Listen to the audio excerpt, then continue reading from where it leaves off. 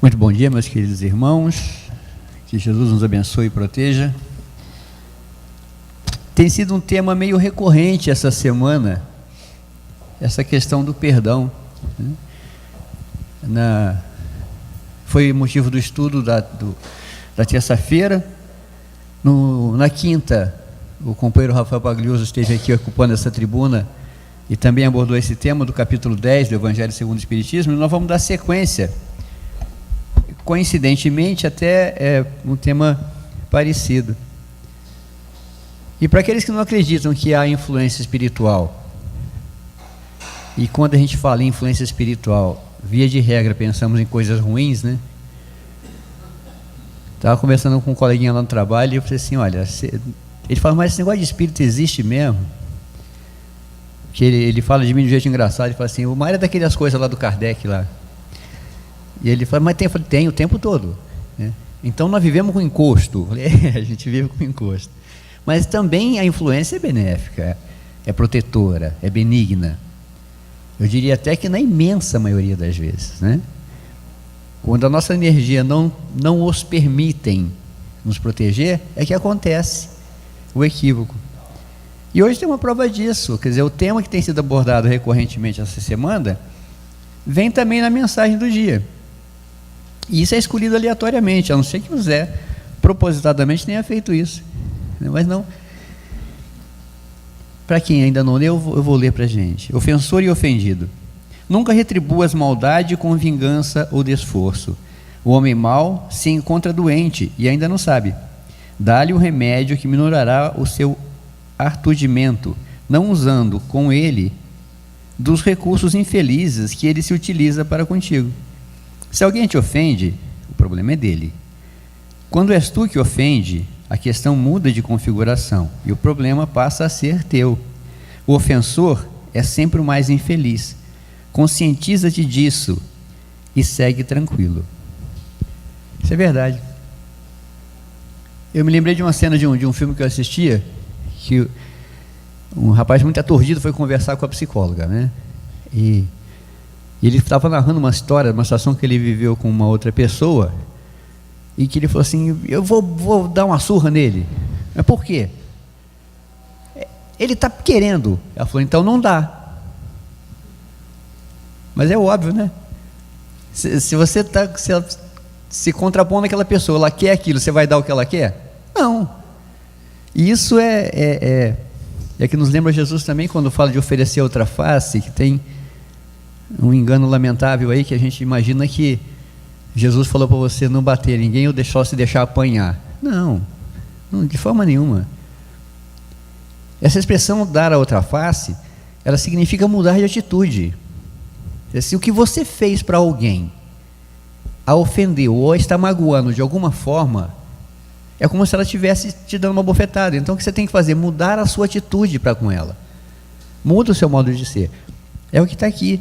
Se alguém vem e te ofende por algum motivo, o motivo pode estar em você, mas via de regra a gente transfere para a pessoa. Não, o motivo é dela. Não, eu estou sempre com razão.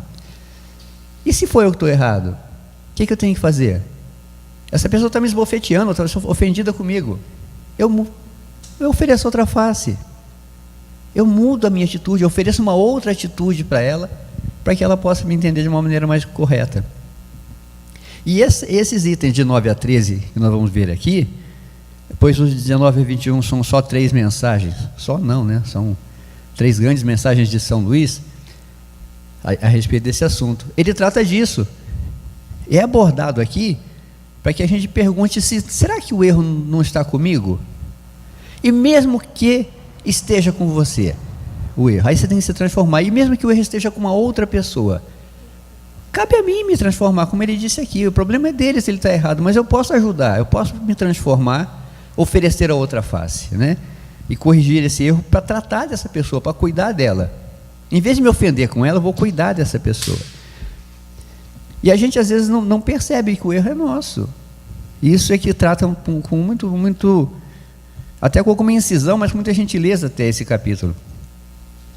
Que tem aquela famosa parte do argueiro, né? Da trave e o argueiro no olho. Olha só, o argueiro é esse pontinho lá no cantinho do olho, está vendo? Aquele pontinho, aquele é o argueiro. Porque são palavras que a gente não está acostumado a viver, né? Porque era da época do Cristo. E trave. A trave, esse termo, significa um pedaço grande de madeira, como se fosse uma parte de um tronco de árvore. Por exemplo, eram com 2 traves que se fazia a cruz da crucificação.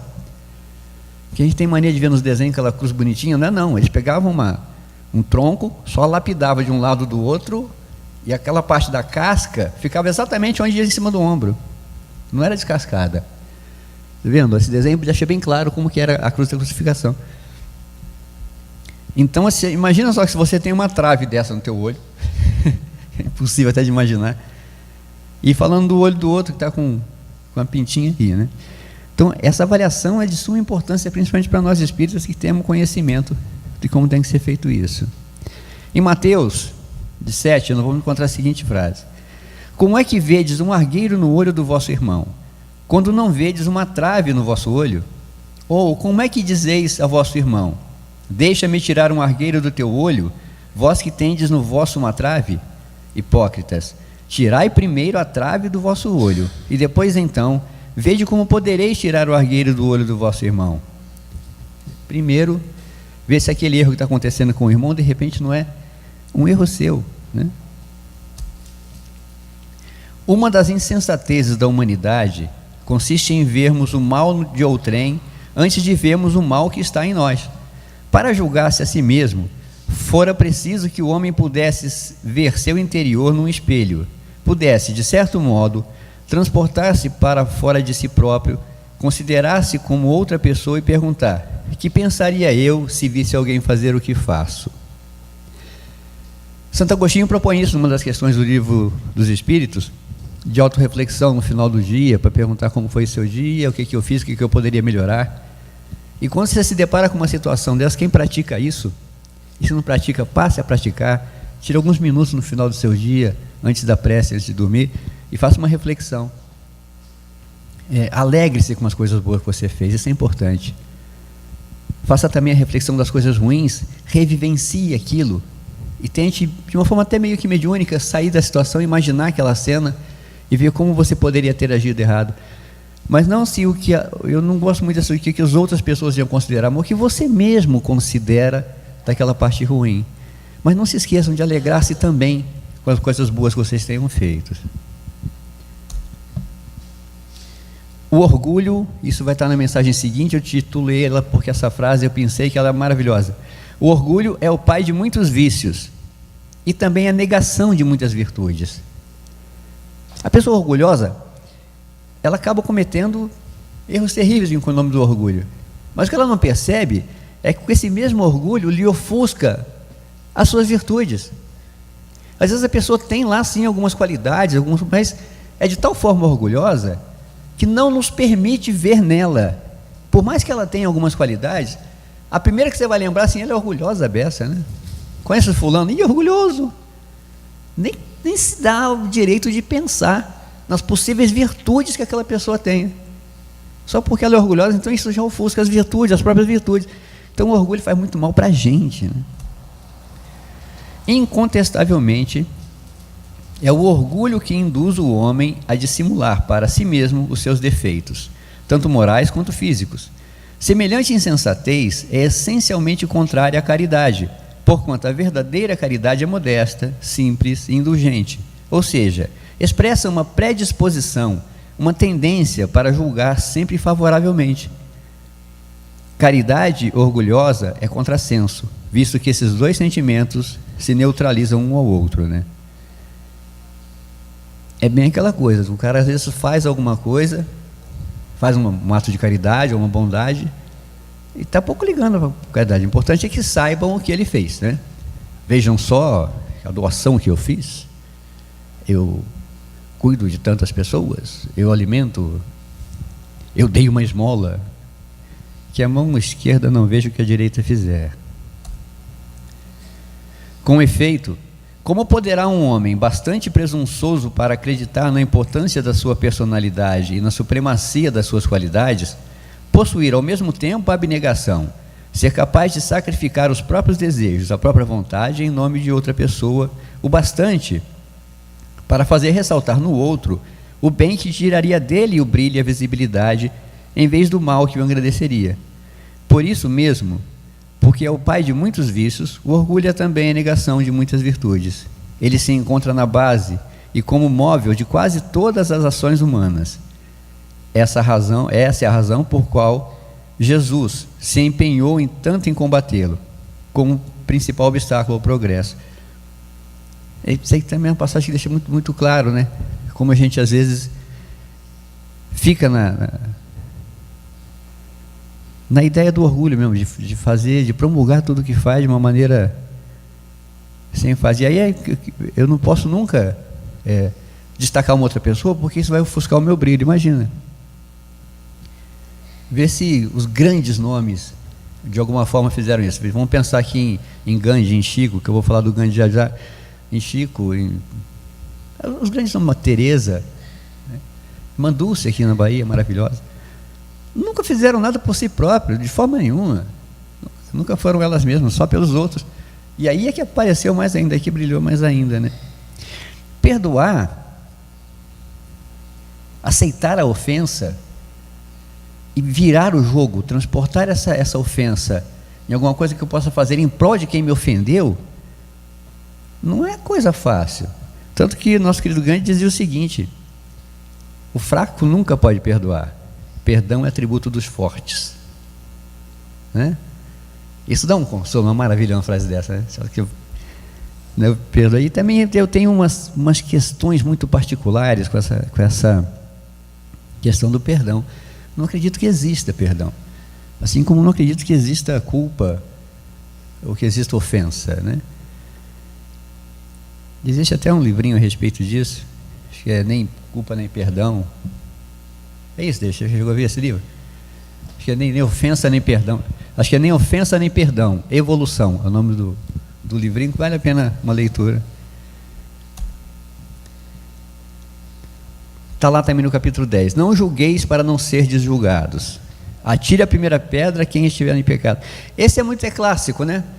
Esse exemplo que Jesus deixou no caso da mulher adúltera é muito evidente, como a gente às vezes comete esse erro com facilidade. Porque a gente costuma falar assim: não, mas eu sou produto do meio, o que acontece comigo eu tenho que retribuir. Eu vivo numa sociedade em que me autoriza a certas coisas. Eu não achei o autor, mas achei a frase fantástica. Se você é produto do meio, o mérito não é seu, o mérito é do meio. Você precisa aprender a sobreviver independente do mundo que esteja vivendo. Você tem que ser capaz de ser como uma joia, ainda em que meio à lama. Então não venha com essa desculpa, porque vira desculpa. Como é que eu posso parar num sinal e quando alguém vem me pedir alguma coisa, ele pode estar querendo me assaltar. Eu fecho o vidro rapidamente. Não vou dar o dinheiro não, porque senão ele vai acabar comprando bebida. Ok, como disse aqui na mensagem, agora o problema é dele, né? Eu raramente dou dinheiro no sinal para alguém, mas eu gosto de dar um belo sorriso e falar bom dia, boa tarde, boa noite, como é que vai você, meu irmão? Não tem nenhuma moeda para você agora não, mas eu quero que Deus te abençoe e te ajude, viu? Fica com Deus. Dou-lhe um sorrisão, faço isso de uma forma alegre. Já ouvi algumas respostas de alguns deles que isso vale muito mais que a moeda. Então essa coisa, não, eu não posso, eu tenho que... Tem nada, você precisa ser você precisa seguir o Evangelho, pegar o Evangelho, ler com atenção, são instruções benignas, maravilhosas, e praticar.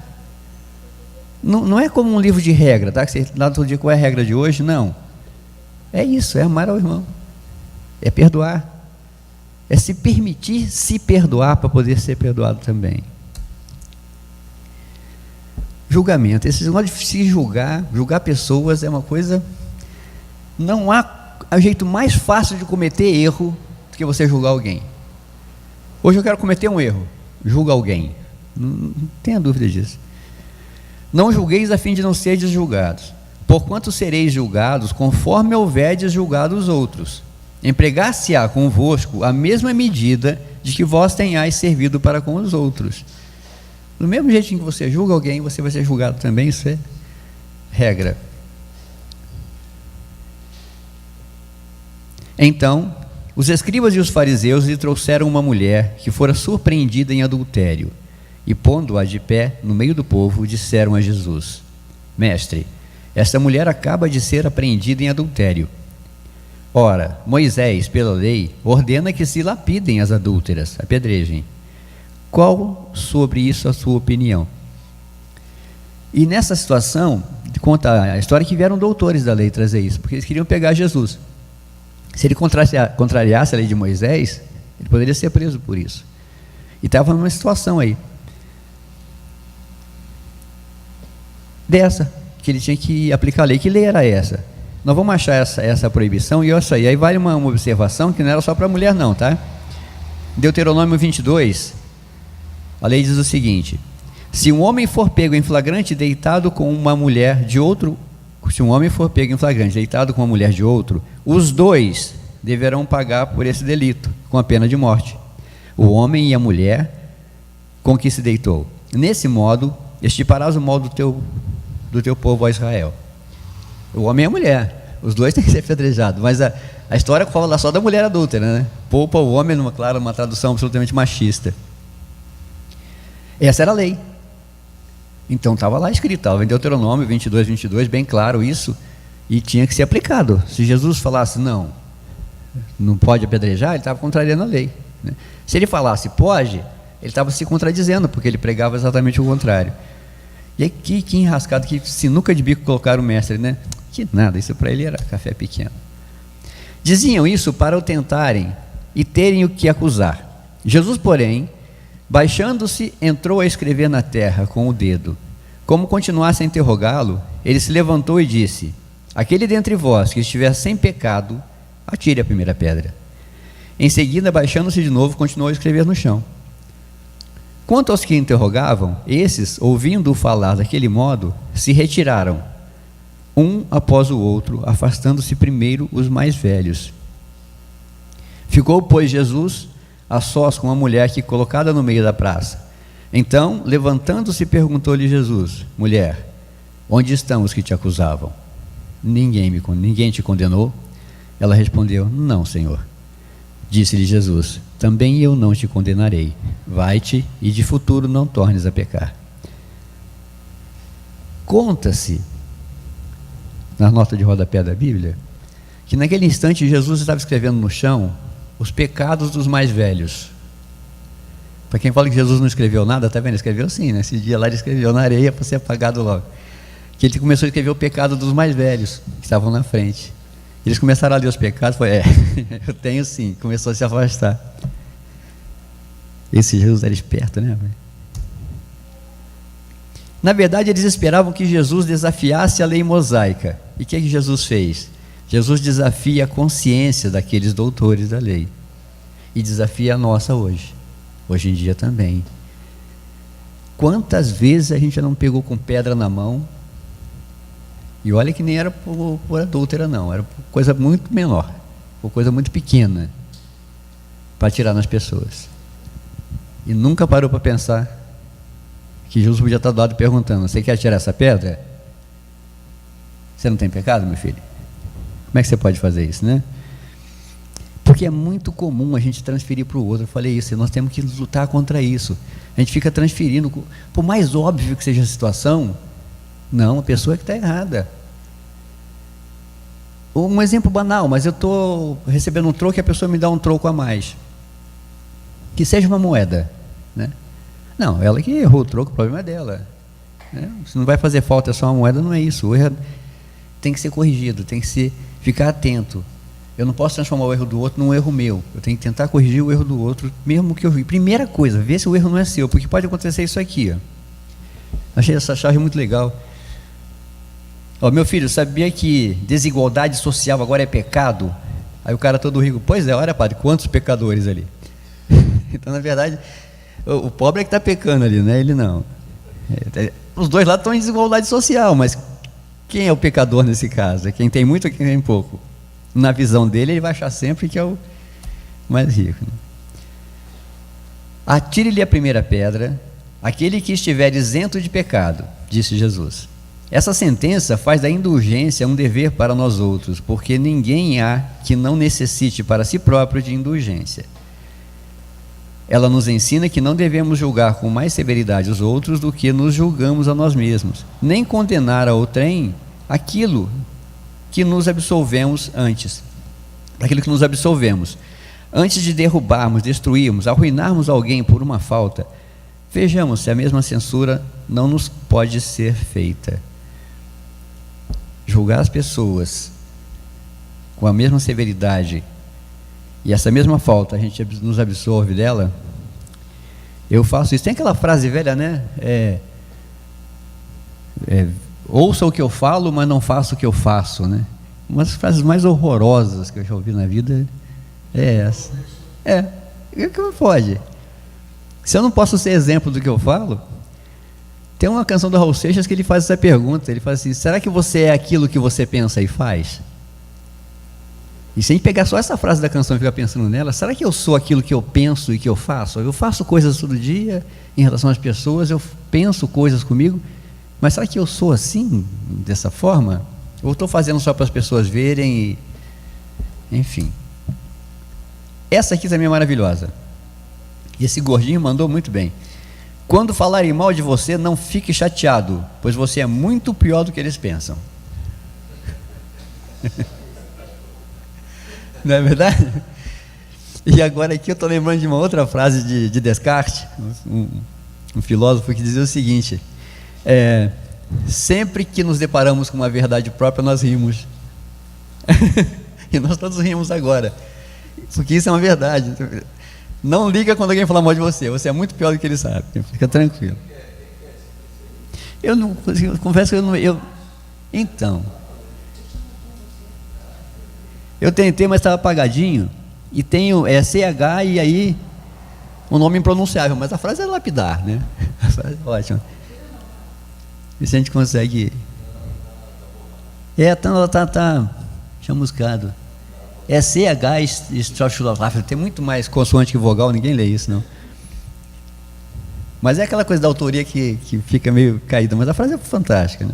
E cabe muito bem para a gente. Então, quando falarem mal de você, não fique chateado, você é muito pior do que eles pensam. A censura ou repressão lançada à conduta de outrem pode obedecer a dois motivos. Quando você censura alguém, quando você fala de alguém, pode ter dois motivos: reprimir o mal ou desacreditar a pessoa cujos atos se criticam.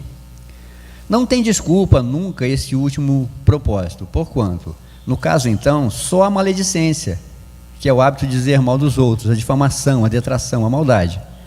O primeiro, reprimir o mal, pode ser louvável e constitui mesmo em certas ocasiões um dever, porque um bem deverá daí resultar, e porque, a não ser assim, jamais a sociedade se reprimiria o mal.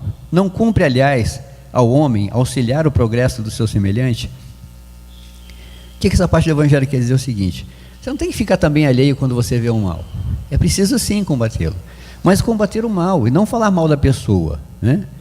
Então, de duas coisas decorre daí, na repressão do mal: desacreditar a pessoa que se fez o ato, e aí você não combateu o mal, você piorou as coisas. Porque agora você passa a ser uma pessoa que fala mal dos outros, você exaltou o mal daquela pessoa, você virou fofoqueiro e passa então a complicar mais a vida. Agora, se a ideia é bem louvável, por sinal, né? A questão de reprimir o mal daquela pessoa, isso tem que ser feito, isso pode ser feito. Como ele disse, cumpre ao homem, aliás, auxiliar o progresso dos seus semelhantes. Importa, pois, que não se tome ao pé da letra em sentido absoluto esse princípio: não julgueis se não quiserdes ser julgado. Porquanto a letra mata e o espírito vivifica. Não é possível que Jesus haja proibido que se combata o mal, uma vez que ele próprio nos deu exemplo, tendo feito até em termos energéticos. O que ele quis significar com isso é que a autoridade para censurar está na razão direta da autoridade moral de quem censura. Então, não julgar para não ser julgado é o seguinte: eu tenho capacidade para julgar, né? Lembra, você tem moral para isso, né? Você não tem moral para falar assim comigo? Quando escuta isso é uma pancada, porque realmente, às vezes uma pessoa fala isso, você tem... E a gente vai deixar bem claro, às vezes a gente não sabe da situação, não sabe o que está acontecendo, mas sai julgando. diante de parâmetros absolutamente normais, que nós consideramos normais. E às vezes esses parâmetros não são referência. Olha só que situação. Teve 2 soldados na época da crucificação do Cristo, que eles eram soldados lá, estavam lá porque estavam acompanhando, como eles acompanhavam toda a crucifixação. Olha só o diálogo deles quando viram o Cristo. Se foi crucificado, alguma boa coisa não fez. Alguma coisa fez de errado. O outro rezando, querendo que ele não estava. E era o Cristo que estava ali. Então, está crucificado? Ih, não presta não, né? Se a gente vê, é muito comum isso. Passando por uma situação difícil, alguém que a gente conhece, alguma coisa ele fez para estar sofrendo assim, pode ter certeza. Pode não ter sido nessa vida, mas foi na outra encarnação. Me interessa se foi nessa encarnação ou foi na outra, se ele fez ou não fez para merecer aquilo. A minha obrigação é ajudá-lo, é tentar amenizar essa dor, é tentar cuidar desse irmão. Senão eu vou ficar que nem esses 2 soldadinhos aqui falando, alguma coisa ele fez de errado. Boa coisa ele fez, né? E a nossa natureza, né? A gente precisa evitar isso. Tornar-se alguém culpado daquilo que condena em outrem é abdicar-se dessa autoridade. Quando você comete o mesmo erro e julga alguém por erro que você comete, você está negando a sua autoridade. É privar-se do direito de repressão. A consciência íntima, ademais, nega respeito e submissão voluntária àquele que, investido de um poder qualquer, viola as leis e os princípios de cuja aplicação lhe cabe o encargo. Aos olhos de Deus, uma única autoridade legítima existe, a que se apoia no exemplo que dá o bem. É o que, igualmente, ressalta a palavra de Jesus. Você não precisa reprimir ninguém.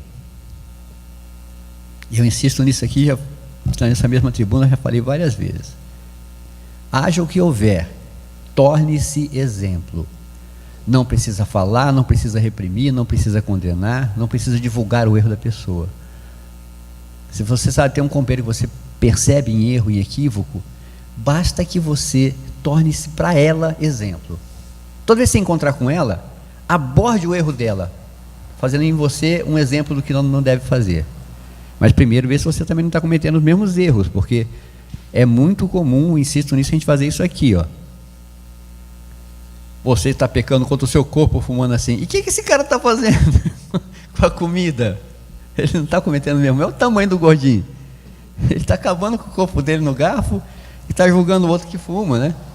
Então é muito comum rir, aquele cara lá tem uns problemas aí. Às vezes a gente tem outro pior ou igualzinho, só que de outra forma, né? Reprimir o mal é o nosso dever, censurar o mal também, mas não as criaturas. O erro tem que ser tratado, e não julgar da pessoa, não maltratar da pessoa. A pessoa pode ter inúmeras virtudes, e a gente não pode deixar de ver isso nela, porque ela está cometendo um pequeno erro. É através do exemplo que devemos educar. As palavras convencem, mas os exemplos arrastam. A seguir, 3 mensagens de São Luís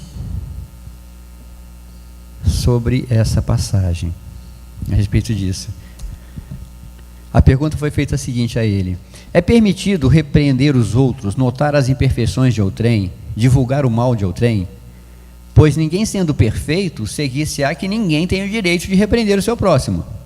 Certamente que não é essa a conclusão a tirar-se, porquanto cada um de vós deve trabalhar pelo progresso de todos, e sobretudo, daqueles cuja tutela vos foi confiada. Por isso mesmo, deveis fazê-lo com moderação, para um fim útil, e não como as mais das vezes, pelo prazer de denegrir. Nesse último caso, a repressão é uma maldade. No primeiro, é um dever, que a caridade manda que seja cumprido com todo o cuidado possível. Ademais, a censura que alguém faça a outrem deve ao mesmo tempo dirigi-la a si próprio, procurando saber se não a terá merecido. São Luís, em Paris. Isso é verdade, às vezes a gente tem que...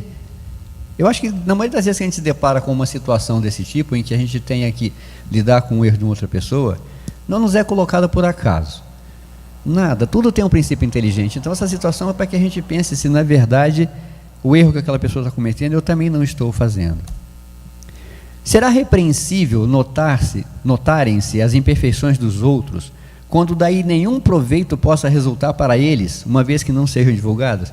Quer dizer, eu posso falar para a pessoa do erro dela só para ela, Não vou falar para ninguém, eu vou lá para a pessoa e falo, ó, você está cometendo esse erro. O que diz São Luís? Tudo depende da intenção.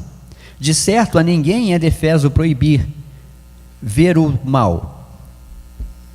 Aqui eu só fiz uma tradução do que seria defeso, tá? Proibir. Tudo depende da intenção. De certo, a ninguém é proibido ver o mal quando ele existe. Fora mesmo inconveniente ver em toda parte só o bem. Fora isso, você não pode ver só o bem em toda parte também não, mas não é proibido ver o mal. Não significa que você tem que ver o bem o tempo todo, né? Semelhante ilusão prejudicaria o progresso. O erro está no fazer-se que a observação redunde em detrimento do próximo, acrescentando-o sem necessidade da opinião geral. Igualmente repreensível seria fazê-lo alguém apenas para ter a expansão de um sentimento de malevolência e a satisfação de apanhar os outros em falta. Isso vai muito do ego. A gente às vezes para satisfazer o próprio ego, né? Dá-se inteiramente ao contrário quando, estendendo sobre o mal um véu, para que o público não veja, aquele que note os defeitos do próximo o faça em seu proveito pessoal, isso é, para se exercitar em evitar o que reprova nos outros. Essa observação, em suma, não é proveitosa aos moralistas? Como pintaria ele os defeitos humanos se não estudasse os modelos? Que é uma grande verdade. Como é que você vai reconhecer o erro de alguém se você não sabe o que erro é esse? Se você já não vivenciou esse erro? Acaba que é isso mesmo. Haverá casos em que convenha se desvende o mal de outrem? É muito delicada essa questão. E para resolvê-la é necessário se torna apelar para a caridade bem compreendida. Se as imperfeições de uma pessoa só a ela prejudicam, nenhuma utilidade haverá nunca em divulgá-la. Se, porém, podem acarretar prejuízo a terceiros, deve-se estender de preferência aos interesses do maior número. Segundo as circunstâncias, desmascarar a hipocrisia e a mentira pode constituir um dever, pois mais vale que caia um homem do que virem muitos a ser vítimas. Em tal caso, deve-se pensar na soma das vantagens e dos inconvenientes. Exatamente, às vezes você fala, bom, e se eu não fizer isso, mais pessoas vão ser prejudicadas? Nessa situação, sim, você deve ir lá. Mas eu volto até na anterior para falar sobre isso. Mesmo neste caso, coloca-se um véu sobre o erro e a pessoa errada e conversa pessoalmente com ela e verifica se você também não está vivenciando isso. Mas se for necessário, a bem da comunidade, uma coisa tem que ser dita. Então Jesus deixou bem claro, combater o mal é o nosso dever. A forma como temos que fazer isso? Com amor, caridade, com sinceridade e buscando em nós mesmos esses erros. Corrigidos em nós primeiros, para ter a autoridade moral para poder corrigir nos outros. E essa correção, meus irmãos, tem que ser sempre baseada num único princípio, no amor, na gentileza, mas também na inteligência e na coragem de fazê-lo, para que haja o progresso do seu irmão e de você mesmo. Que Jesus nos abençoe e oriente a todos. Espero que tenham todos um bom domingo.